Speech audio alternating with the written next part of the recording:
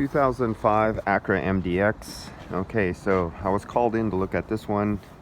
Customer's original vehicle, never been recharged refrigerant since 2005.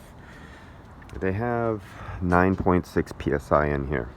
And before the technician called me down, he just wanted to see if the compressor was okay, if it was making noise. So he jumped out the high pressure switch with the low pressure cutoff to get the compressor running. And he says it wasn't running when it came in here, so when he jumped the switch just to listen to the compressor spin by itself, it sounded okay, but when he released his jumper and he plugged it back in, the AC stayed running. So a high pressure switch supposedly is supposed to save your compressor when you have low pressure like this, 9.6 psi. Well, in theory it does, but you have a gas that greatly expands and contracts, and right now our temperature is about 53 degrees outside. So the gas is really cold and there's very little of it because it's very low. But what happens is when you jumper the switch and you get the compressor spinning, the compressor scavenge all the gas from the low side, and this will actually pull under a vacuum. And it takes it over to the high side and it superheats it. It compresses it in the compressor and it superheats it by heat of friction and heat of compression. And it raises the pressure on the high side. Well, where is the high side switch located? On the high side. So now you've taken this gas plus the remaining gas and you heated and compressed it, and you raised its pressure above the minimum set point for the pressure switch. Now the pressure switch won't reopen until, say, it hits a pressure of, let's say, 23 psi, 22, 25, whatever it is, right? But you raise the pressure on the high side above that now.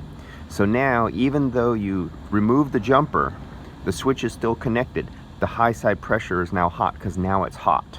The gas is hot, the lines are hot. So that little tiny amount of vapor gas has expanded to the point where it can pressurize the high side to close the contacts on the switch and stay running for that moment.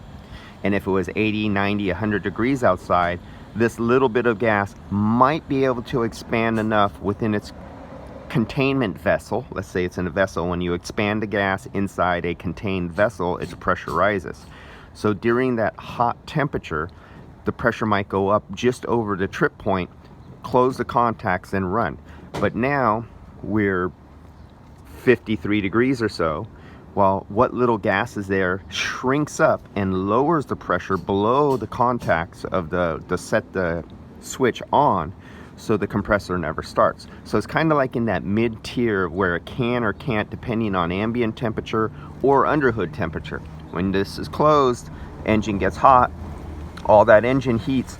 If you just have on the borderline of how much gas could expand and contract inside all your lines, they all get heated by, say, 140, 160 degree heat.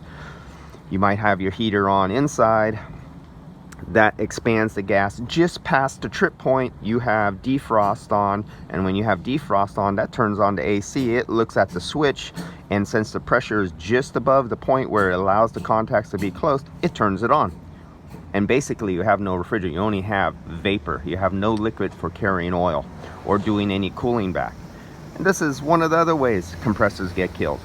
All right, let's see what more I find on this. See you guys later.